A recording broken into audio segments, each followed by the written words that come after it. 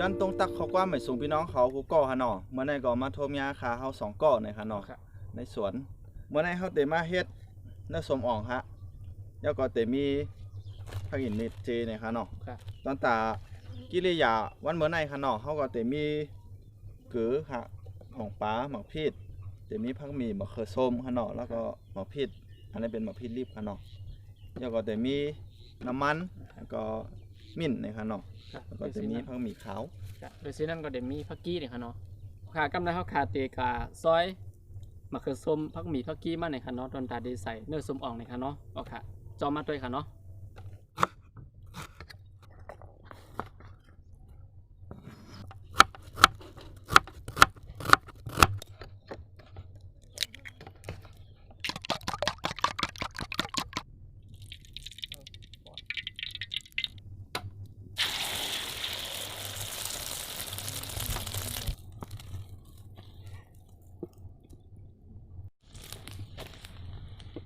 ล้างมือมันใช้มือเลย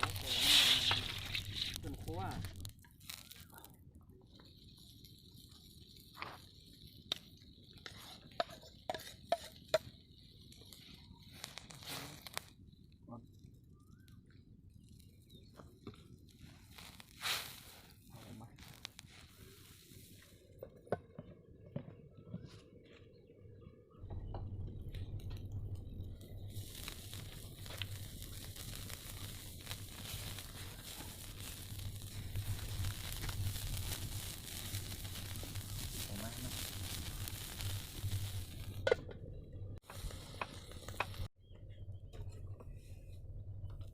กำในเขาก็เขาเฮ็ดไผ่เม็ดเจเนี่ยค่ะเนาะมันเดี๋ยวก็ซอยผักหมี่ไว้เนี่ยค่ะเนาะแล้วก็หมักพริกเนี่ยค่ะเนาะ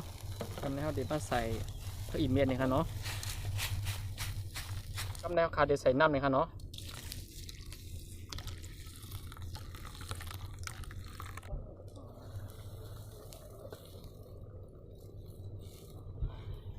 เราได้อยู่ที่ดูเยอะเลยพูดจังมั้งจังยับเหรอ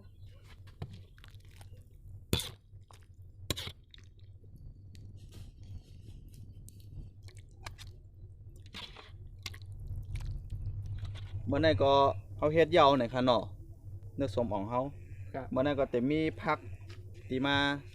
เฮามากินจ้อมกันในค่ะเนาะมีหลายเมนูค่ะเนาะมี3ของค่ะน่ะมีไข่ไก่โคเนี่ยค่ะเนาะมีผักอีเม็ดเจแล้วก็ถั่วน้ำพริกเนี่ยค่ะเนาะเอาค่ะเดี๋ยวชิ้นนั้นก็เดี๋ยวมีผักกับมาเนี่ยค่ะเนาะมีแตงหมักเขือเนี่ยค่ะเนาะเอาค่ะที่ลำลองก็มันได้เขาตั้งใจเฮ็ดเนื้อส้มอ่องเนี่ยค่ะเนาะค่ะกำในเขาค่ะเดี๋ยวมากินจ้อมกันเนี่ยค่ะเนาะเมื่อไหร่เฮามีข้าวเหนียวค่ะเนาะนี่ค่ะอันนี้เฮานึ่งมาอุ่นๆค่ะเนาะก็มากินจ้อมได้สมอ่องเลือดๆนะครับอาโลจ้าหมอเนื้อสมเขาแล้วก็เขาเฮ็ดเดี๋ยวก็ไว้หลายขึ้นค่ะเนาะหมอก2ขึ้นนะครับก็สมหลายตีเลยค่ะเนาะจ้าหมอฮะเดี๋ยวเสียน้ำกาเขาเฮ็ดให้เม็ดจ้อมหน่อยค่ะเนาะมันค่ะเนาะให้เม็ดกินจ้อมแตงฮะจ้อมเนาะ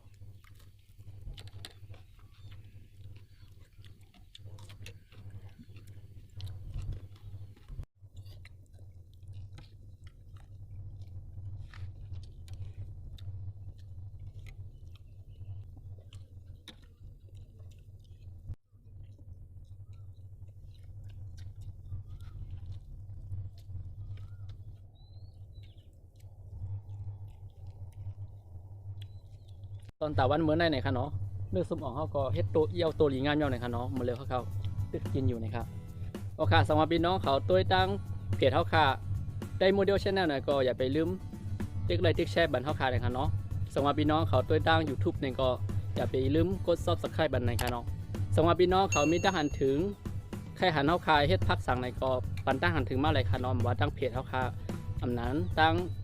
YouTube เขาค่ะในค่ะเนาะโอเคตอนตาวันเมื่อไหนเขาก็เตะย้อนกว่ากันค่ะสำหรับพี่น้องเขาเจอกันก็อย่าไปลืมติดตามมันเข้าค่ะนะครับเนาะค่ะมือซุ่งค่ะ